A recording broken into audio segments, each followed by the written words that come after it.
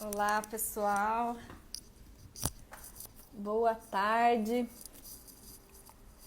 Para quem está chegando, Débora, Dea, obrigada por participarem. Hoje nós teremos a live com o Chico Brito, publicitário, jornalista, e ele vai falar desse novo momento do comportamento do consumidor nessa pandemia. Salete, que saudade! Um beijo para você e para Roberta.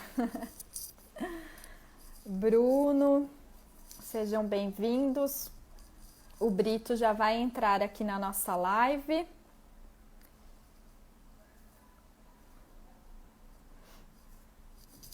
Vamos aguardar aqui.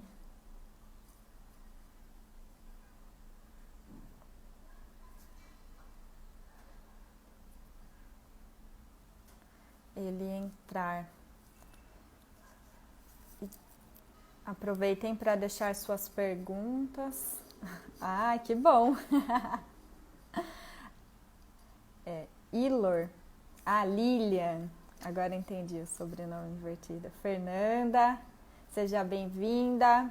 Bruno. Deixa eu só verificar aqui se ele teve alguma dificuldade para se conectar na nossa live.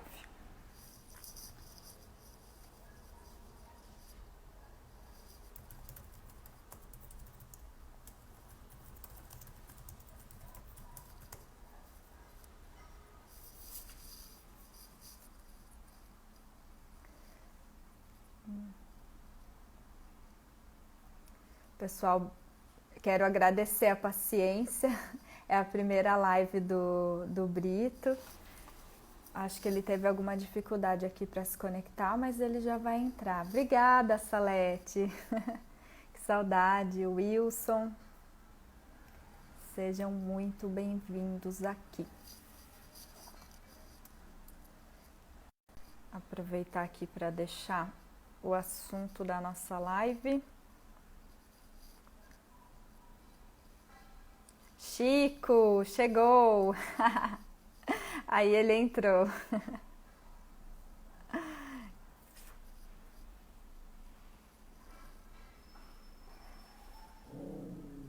Aqui, ótimo. Vou começar.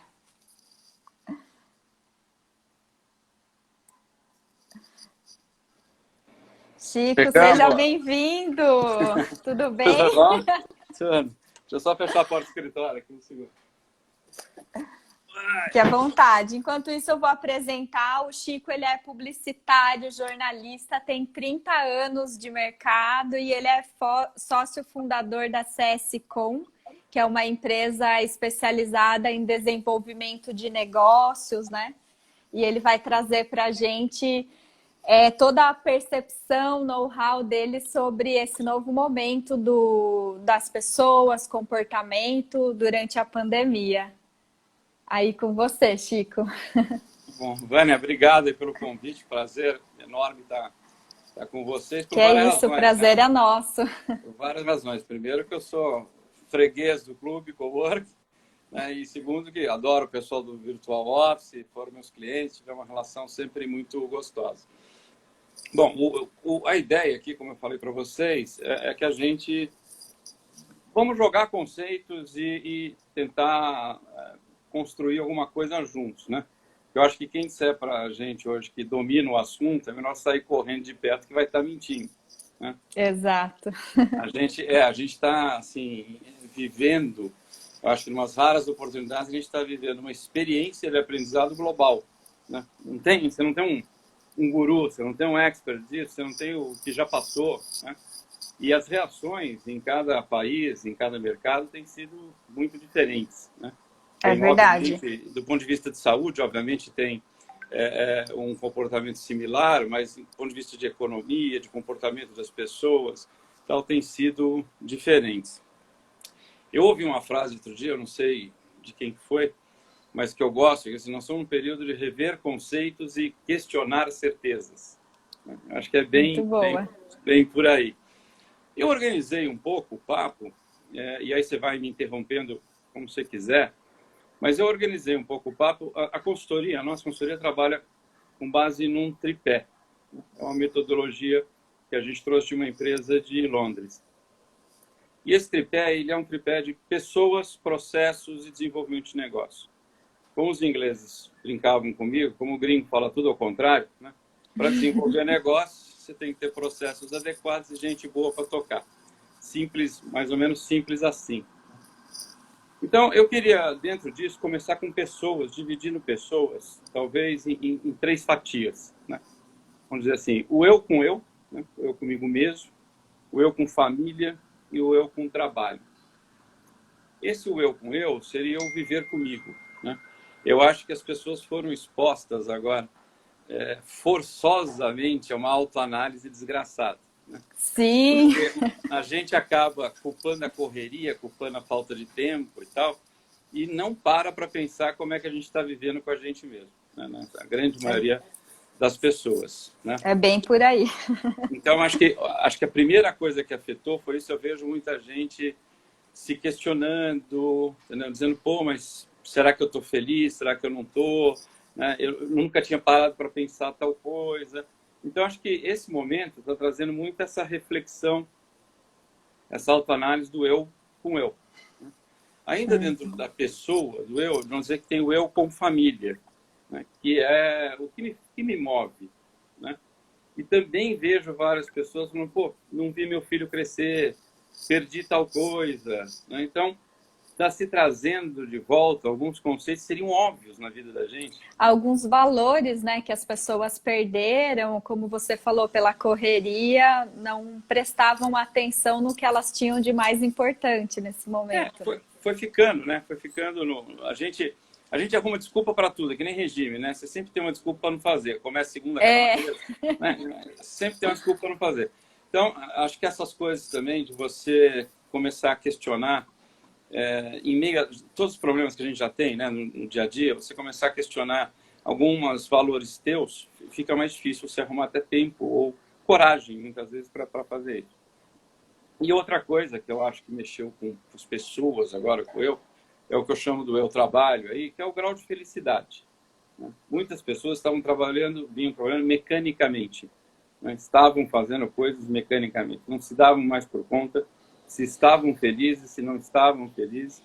Eu vejo várias pessoas perguntando para mim sobre mercado, sobre currículo, e aí você pergunta, bom, mas o que você acrescentou, né, ou mudou na tua vida, no teu currículo, nos últimos 3 anos? E a pessoa não sabe responder, né? Ela não se atentou. Pô, esses 3 anos eu não me desenvolvi, eu nunca mais fiz curso, ou eu tenho lido pouco, né? De novo, a pressão que a gente tem aí diariamente acaba levando muitas pessoas a não conseguirem parar para pensar nisso. Então, resumidamente, pegando o lado pessoas, eu acho que a gente normalmente já muda de dia para dia, mas ninguém vai acordar igual amanhã. As pessoas, embora hoje a gente esteja vivendo a síndrome da mesmice, né? Mas acho que em termos de valores, as pessoas estão mudando muito, né? Eu vejo pessoas que eram totalmente, vamos dizer, desinteressadas no social, se interessando pelo social, né? Pessoas que estavam afastadas de família, se aproximando de família, né? Pessoas que abandonaram hobbies, recuperando hobbies, né? Então, acho que isso é uma contribuição. Acho que tudo que a pandemia, que o vírus traz, ele vai trazer, obviamente, tem coisas para o bem e terão coisas para o mal. Não tem a menor dúvida disso, né? Infelizmente, a gente tem, no ciclo de relacionamento, pessoas também que, em função de tudo isso, estão entrando em processos de depressão, né? Estão preocupados excessivamente com seus negócios, né? O que não ajuda a pessoa, às vezes, a enxergar um pouco mais longe. Por outro lado, tem empresários que estão otimistas, até com retorno, com retomada, com estão fazendo nas suas empresas, né? Então, eu acho que, assim, outra coisa importante em relação a pessoas é que eu acho que as pessoas vinham vivendo muito um mundinho de redes sociais, né? A pessoa quase se abastecia de notícias pelas redes sociais, pelas fofoquinhas, quem postou, quem falou, quem me disse e tal, né? E a doença, vamos dizer, a praga, o nome que se dê para isso, fez com que as pessoas buscassem informação de verdade, né? Não dá só para olhar o que o vizinho está postando, de que tomar chá de alguma coisa cura. As pessoas foram buscar fontes. Isso serviu, de uma certa forma, para elas criarem filtros também, né, nas mídias. Eu acredito nisso, eu não acredito naquilo, eu tenho tirado bastante informação de tal, né, de tal mídia, e isso fez com que as pessoas, eu acho que, selecionassem, né, as fontes de isso. informação. Comecem a revisitar e se questionar as experiências que elas estão tendo com informação, né? A outra coisa que eu vejo é eu falei, a consciência do coletivo ter aumentado bastante, né? Vários prédios fizeram isso, o meu prédio tem isso aqui, não tem lá no elevador, os apartamentos tais estão dispostos a fazer coisas e tal. Você tem visto uma disposição, né? Normalmente a pessoa não sabe o nome do vizinho, né, no prédio que mora, né? E agora você vê uma disposição em dividir coisas, em dividir soluções. Um pensamento mais coletivo, né? Um pouco mais coletivo, né? Outra coisa que eu acho que estimulou, no ponto de vista de pessoas, é um pensamento mais de médio e longo prazo, né? A gente estava preocupado com o fim do mês e não preocupado com o fim do mundo, né? Agora a gente está um pouquinho mais preocupado com o fim do mundo, eu acho. Não que tenha virado totalmente, né? Então, isso acho que trouxe algumas... nós revisitamos algumas verdades, que as pessoas estão falando de novas verdades, mas que muitos são verdades antigas que nós tínhamos colocado para trás, que estavam empoeiradas. Silenciado, né? Um pouco empoeiradas. O que vai levar a uma nova consciência, né? E volto a dizer, para o bem e para o mal, né? Para alguns casos, uma nova consciência ótima, para outros casos, uma consciência mais agressiva, né? Enfim, deprimida e tal. E uma coisa que eu percebo, também conversando com as pessoas, é que isso fez pessoas pensarem ficarem um pouquinho mais tomadoras de risco, né? Eu estava muito parado na minha vida, eu não estava fazendo nada, né? Eu devia ter tentado tal coisa, né? Verdade. E agora com essa proximidade, vamos dizer, de um mal maior, né? As pessoas começaram, pelo que eu vejo, a, de novo, revisitar esses conceitos, né? Acho que, assim, do ponto de vista de pessoas, para te dizer, é um pouco esse o resumo da ópera que a gente vem sentindo. Eu te digo, não tem verdades absolutas sobre nada disso, mas é o que tem aparecido, seja do hall de amigos, seja do hall de clientes, né? Seja de, enfim, as diversas vídeos e sessões que a gente tem participado, pesquisas. Acabei de receber uma pesquisa muito interessante da McKinsey sobre, vamos dizer, um momento de mudança, o novo amanhã, que alguns estão chamando e tal. Então, a gente tem lido muita coisa, pesquisado, e vai ouvindo e vai tentando sintetizar, né, algumas coisas sobre isso. Aqui nós temos um comentário, Brito, só te interrompendo, do Fer Carvalho. Muito bom esse estímulo do momento em tomar mais consciência e assumir responsabilidades com o coletivo, né? Eu acho que esse talvez seja um dos maiores ganhos, né? Se ficar, eu acho que algumas coisas não vão ficar, né? Isso é uma tendência da gente, né? É aquela coisa da virada do 31 para o 1º do ano, né? Você assume um monte de compromisso, no dia 2 você já não lembra, né? Então, se as coisas ficarem, né? Então, por exemplo, dessa consciência do coletivo, uma maior preocupação com higiene, uma maior preocupação com a sua saúde e a dos outros, né? Um respeito maior à saúde dos outros. Eu estou gripado, não vou me trancar hoje no escritório, não vou fazer tal coisa. Entendeu? Acho que se isso ficar, vai ser um ganho enorme. Eu acho que uma boa parte disso vai ficar. Tem uma esperança que sim. Do ponto de vista de processos, o que eu, em relação às empresas, né, os seus processos como em geral, é assim, eu sou um cara que eu pratico o home office desde a década de 90.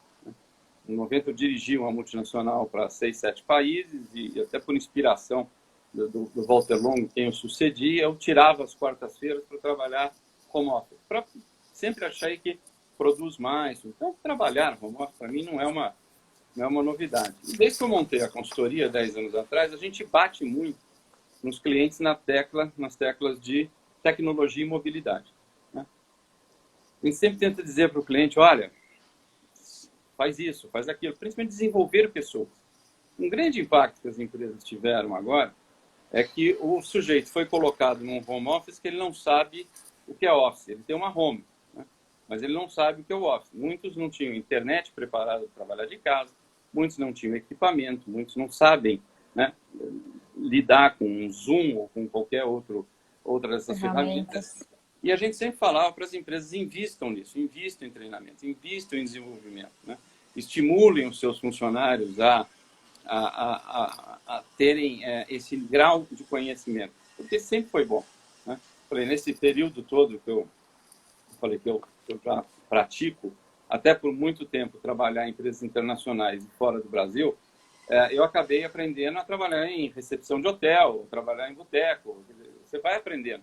Mas não é todo mundo que tem essa oportunidade. Muitas vezes tem uma vida regrada. E se a empresa não estimular a fazer isso, não vai acontecer. Então, acho que isso é uma coisa na área de processos que vai mudar bastante nas empresas, né, de uma maneira geral. Eu acho que requer, só pegando o gancho, requer muita organização da pessoa, o trabalho remoto, né? Eu nem gosto muito de falar home office, porque não necessariamente a pessoa está em casa, né? E também tem um gasto maior de energia para manter a concentração, porque tem diversos fatores no ambiente que podem intervir, né, nessa... Não, sem sombra de dúvida. Eu acho que está sendo uma descoberta tardia desse binômio tecnologia e mobilidade para algumas empresas, óbvio. Nós temos aí empresas de ponta que nem se fala, né? Mas eu acho que a tecnologia, eu discutia isso outro dia com um amigo, o Marco da Uitec, que a tecnologia vai passar mais a ser vista como investimento do que como despesa, né? Como fator de redução de custo e não como despesa, né? Então, eu vejo já empresas, nós vamos falar um pouquinho disso mais à frente, mas, por exemplo, empresas dizendo que vão cortar grande parte das viagens, né, das visitas, que descobriram, né, que elas conseguem tocar filiais e tudo isso a partir de reuniões por vídeo, né? Isso elas podiam ter descoberto sem esse problema, né? Podiam ter descoberto muito tempo atrás, né? A outra coisa de processos que eu sinto é que as empresas estão aprendendo a otimizar tempo e espaço, né? Então, primeira coisa, eu não preciso de um escritório de 1.000 metros quadrados para 100 pessoas. Então, eu estou começando a ver isso nesse momento. E a outra coisa é o tempo. Por várias situações já nesse período, eu fui fazer reunião com alguém fez o mesmo comentário. Puxa, essa reunião antigamente, presencial, levaria 2 horas. Nós resolvemos tudo em 30 minutos. Né? Olha só. Ontem, por exemplo, eu tive um call com 4 ou 5 pessoas com o INSPER. Né? E um dos vice-presidentes do INSPER falou isso. Pô, 30 minutos nós resolvemos tudo que nós tínhamos que resolver. Né? Então, acho que em termos de processo, isso também vai ser um legado que vai ficar. Né? Porque você perde tempo se locomovendo, às vezes, para uma reunião, muito tempo. Você chega, tem sempre aquele papinho introdutório, né? Cafezinho, como é que foi o trânsito, como é que foi a tua vida ontem e tal. Estica a conversa, não está com muita pressa de sair dali, né? E às vezes nem conclui, né? Você faz reunião para marcar reunião. Né? E nessa situação tem até um pouco de vergonha. Quer dizer, eu não consigo entrar num vídeo, num Zoom, com mais 5 ou 4 ou 6 pessoas, se eu não estiver bem preparado. Então, eu me preparo para a reunião. O que muitas vezes, na vida real, né, você vai para a reunião assim, puta, cheguei atrasado, vou entrar na reunião e acabou. Né? Você não está preparado para aquilo. Então, acho que em termos de processos, isso tem sido também muito positivo. Um aprendizado e tal.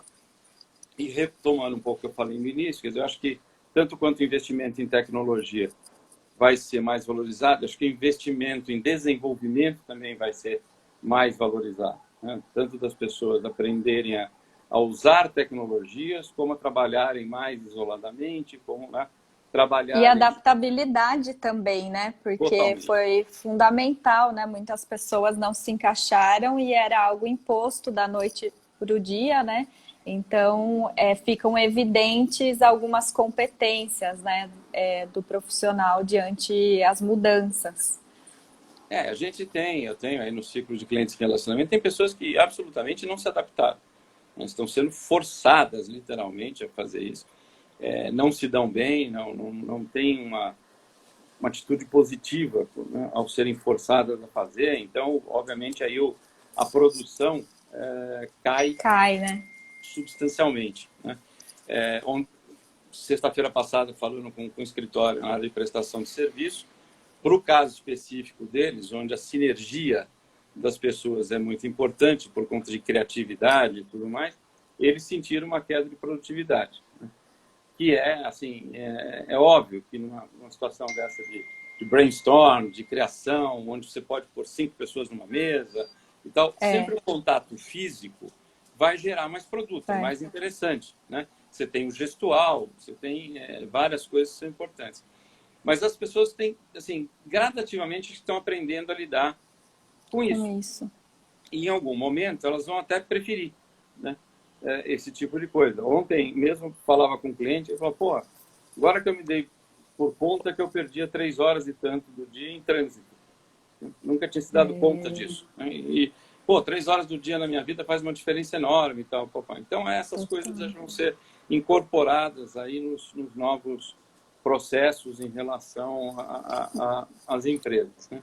Você acha que isso também pode fazer com que as pessoas sejam mais criteriosas em como elas gastam, investem o tempo delas, que também pode se estender a isso?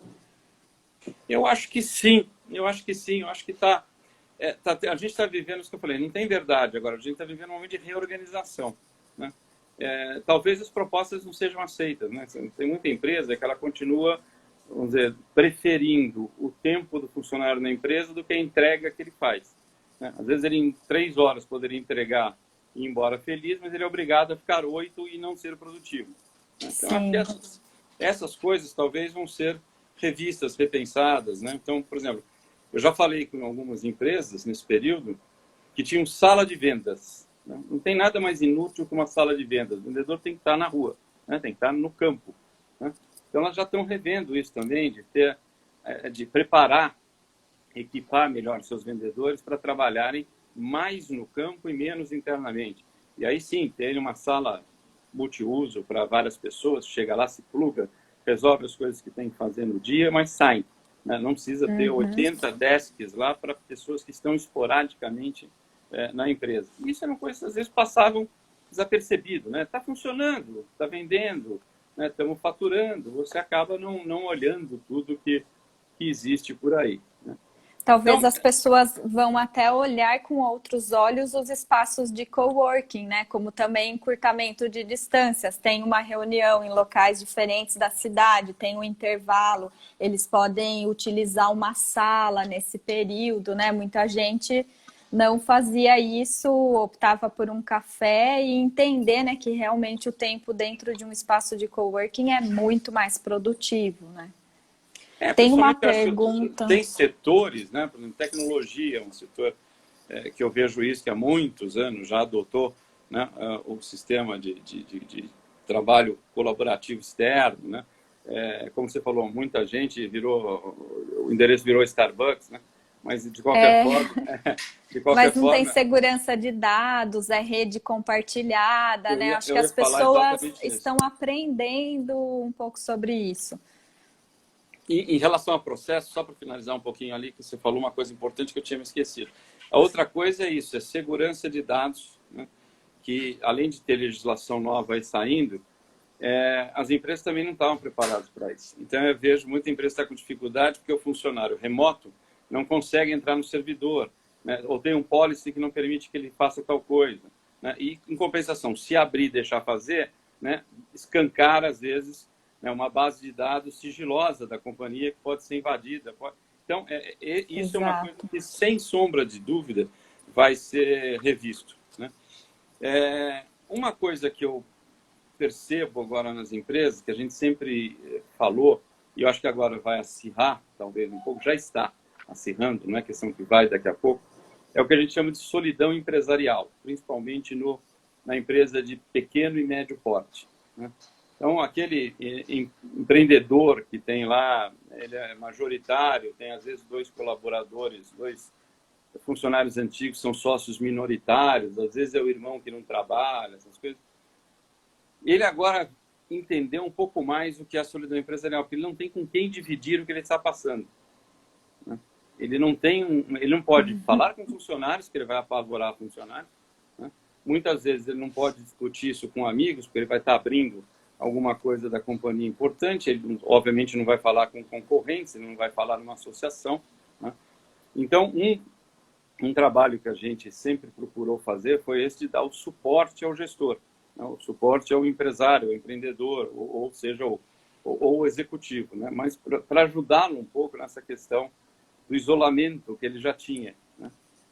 Que era um isolamento forçado por outras causas, né? E ele não sabia, muitas vezes ele não encontrava colo para dividir certas coisas, né? Então eu acho que agora isso ficou mais latente e eu entendo que as pessoas, os empresários, executivos vão procurar mais esse trabalho de coach, esse trabalho de ter alguém com que ele possa, né, dividir, duelar e fazer suas ideias crescerem, né?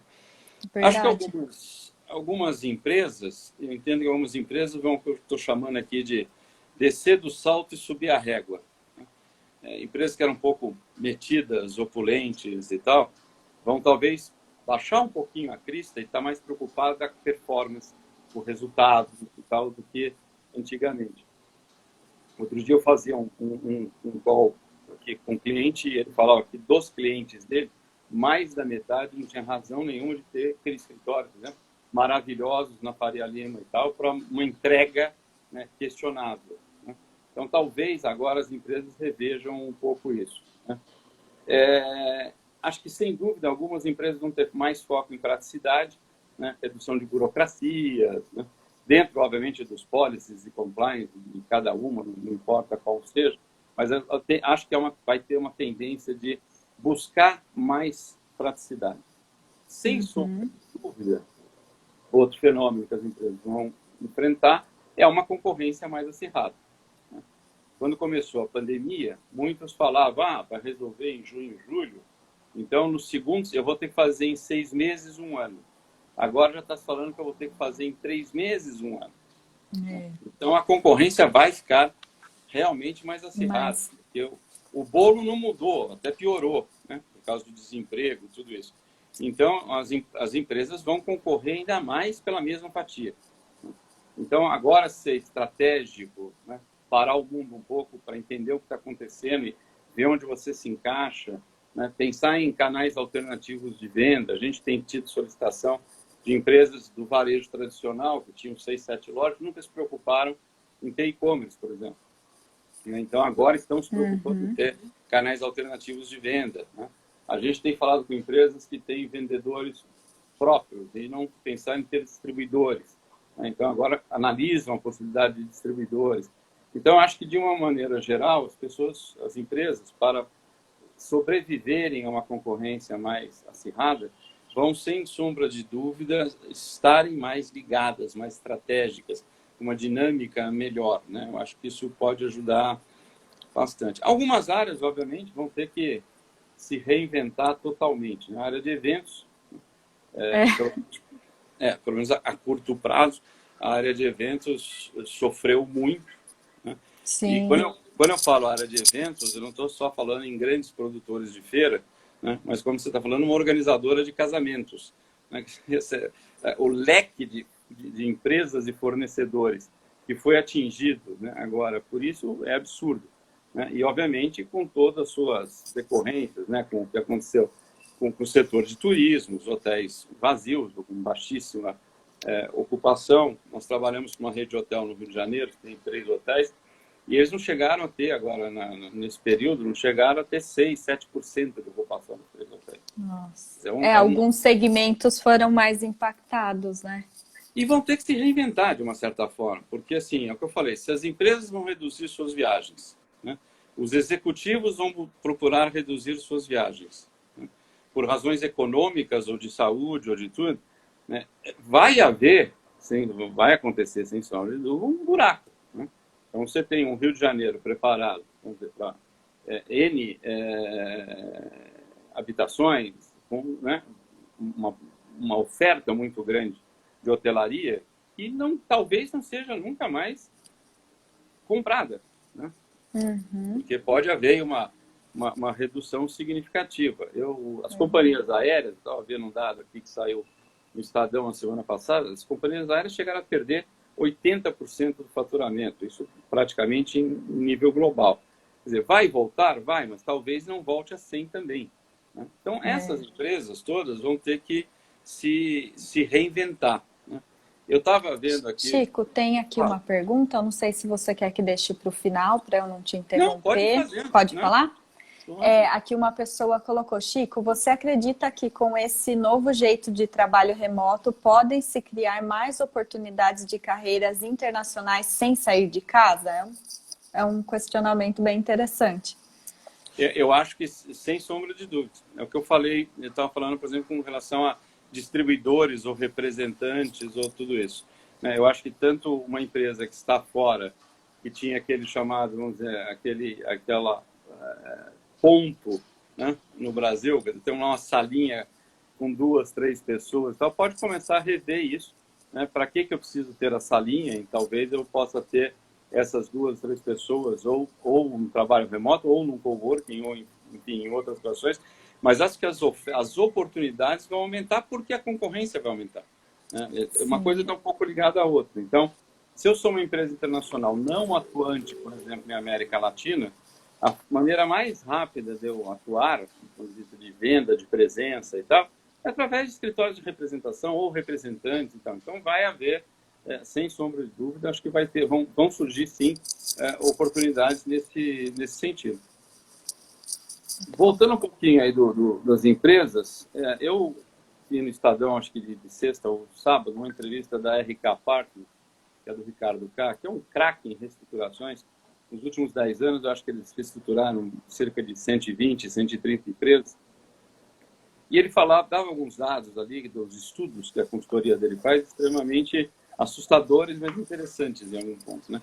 Ele falou assim, das 1.000 maiores empresas brasileiras listadas, né, das top, 240 já estão comprovadamente afetadas financeiramente pelo que aconteceu.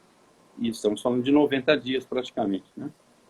Mais no caso das 500 empresas, né, 500 maiores empresas, as empresas com faturamento superior a 500 milhões e endividamento equivalente a metade disso, que seria uma situação regular para uma empresa dessa, elas vão precisar se reestruturar duramente agora. Né? Não é cortar 2 motoristas e um guarda. Elas vão ter que fazer reestruturações mesmo, reestruturação do negócio, repensar o negócio, repensar suas dívidas. Né? Vão ter que fazer, refinanciar isso, vão ter que procurar saídas tanto jurídicas como financeiras, né, para o enfrentamento disso. Fora isso, ele falava ali também que ele acredita, e eu também acredito, que vão ocorrer muitas fusões. Porque eu sou uma empresa média, passando por problemas, meu concorrente é uma empresa tão média quanto passando por dificuldades, nós estamos ali dividindo o feijão no final do mês, né? Então nada mais lógico do que algumas dessas operações se fusionarem. Né? Mas isso tem que ser, de novo, tem que ser feito com inteligência, que não pode virar prejuízo e não lucro. Né?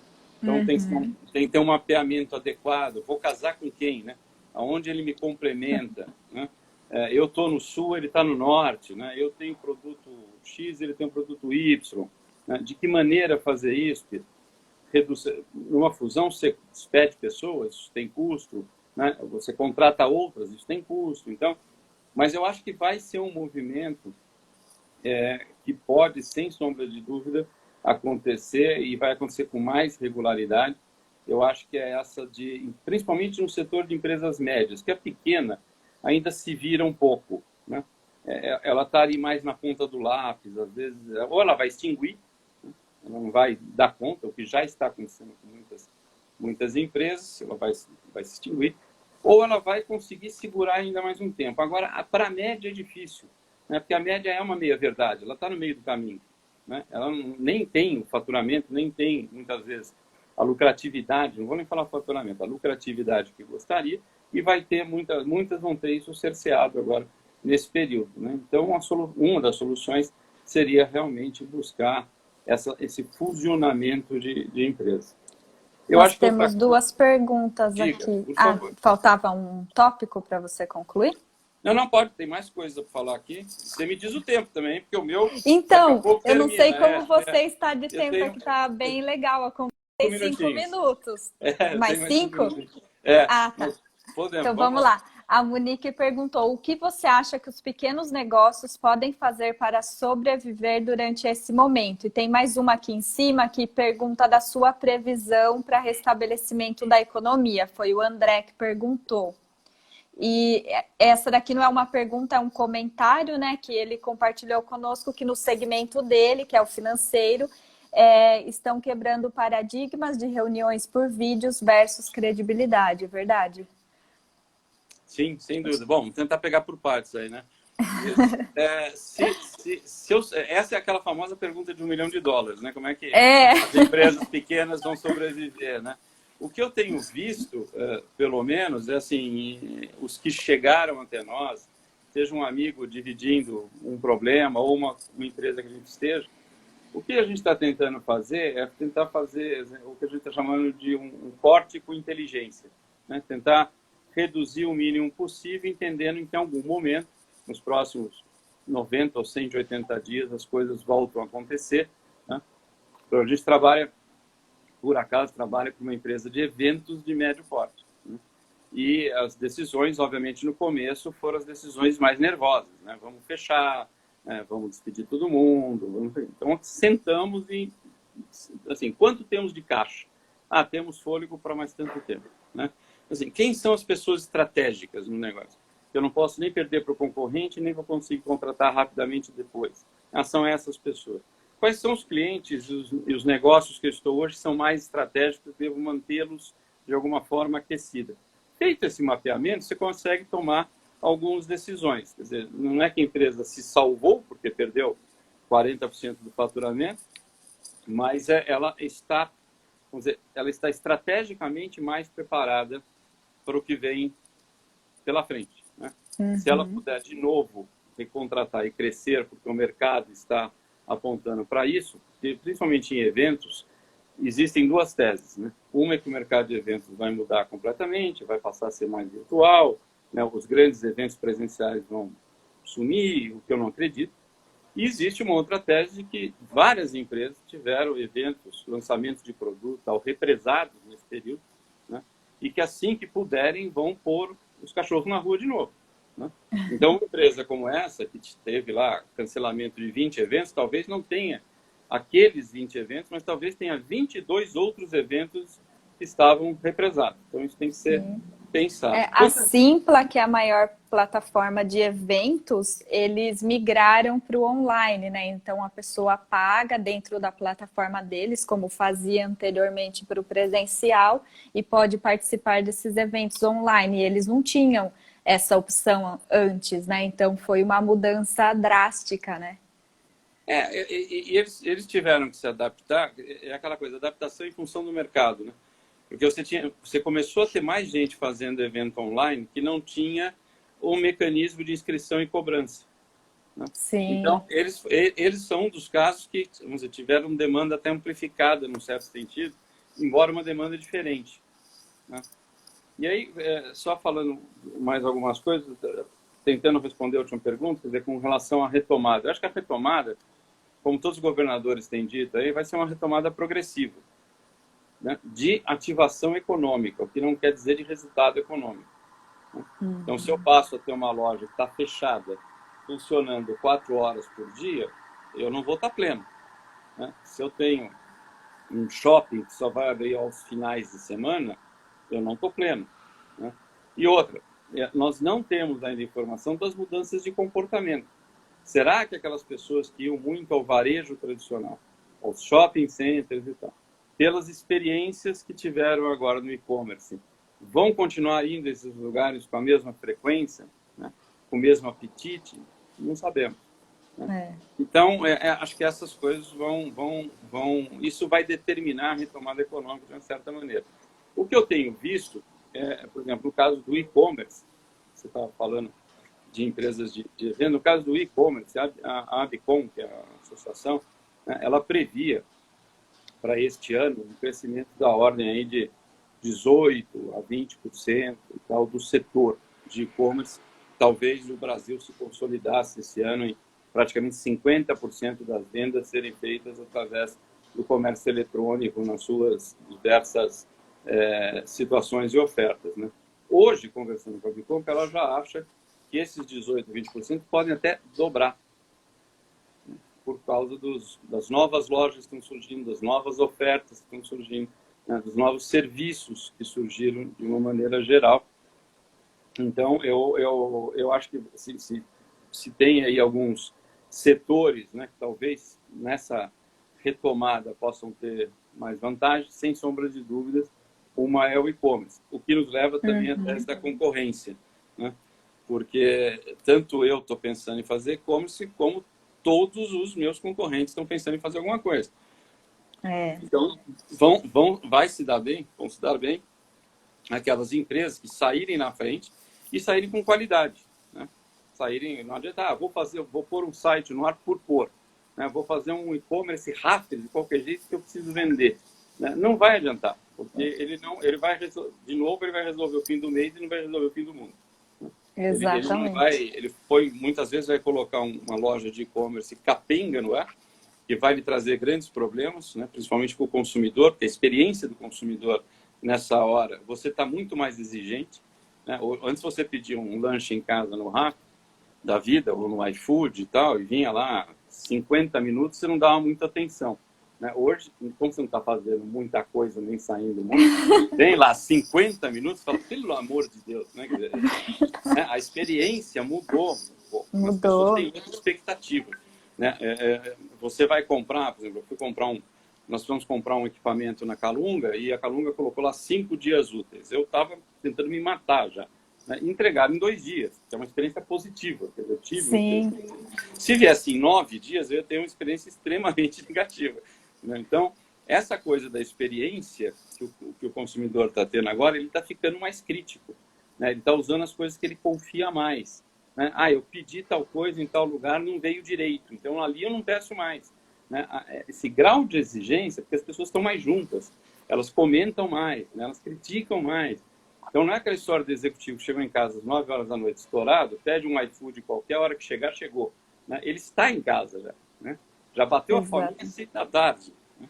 Então isso eu acho que vai essa coisa de essas ligações, né, de qualidade, experiência, olho na concorrência, uma estratégia mais calma e tal, são coisas que vão ter que serem pensadas agora pelas pessoas e pelas empresas, né?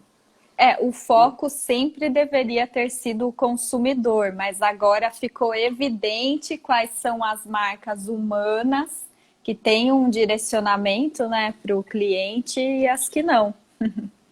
Exatamente. Exatamente. Eu não me lembro, eu assisti muita coisa esses dias aqui, mas eu não me lembro exatamente qual foi a marca que falou isso, que ela pegou a base de dados dela de X clientes, de 200, 300 clientes por loja, e os vendedores ligaram para as pessoas, não para vender, mas para saber se elas estavam bem. É o que nós temos feito aqui no Club Coworking, no Virtual Office, com os nossos mais de 4.000 clientes ligando um a um. Para saber, perguntar como a família está. Travou aqui, Brito. Travou? Travou, agora voltou. Você vê uma marca como essa, ela não vendeu um tostão com isso, né? Mas ela ganhou admiradores, né, com uma atitude como essa, né? Que é diferente, eu acho, assim, é muito diferente de outras lojas que, vamos dizer, outros setores estão maquiando, de uma certa maneira, esse tipo de coisa. Nós vamos abrir meia horinha antes para idosos acima de 105 anos. Isso não é, entendeu? Isso não é o que vai servir, né? A preocupação verdadeira é que vai constar e vai contar ali na frente, né? Vânia, a Magazine Luiza é um case... É verdade, foi muito boa a live, Brito. Eu vou ficar atrás de você para conseguir outro dia na agenda, que tem assunto. Com um prazer. Muito obrigada mesmo. Obrigado e as perguntas, quem tiver, podem falar lá no perfil do Brito, chamem ele e vamos ver se a gente marca outra. Tá bom. Obrigado, gente. Obrigado vocês aí. Um abração e parabéns pelo clube, que eu sei que vai inaugurar logo aí um andar novo aí na JK, né? Tá Sim, bom? lindo Abração, gente. espaço. Um abraço, Obrigado. Brito. Tchau, tchau.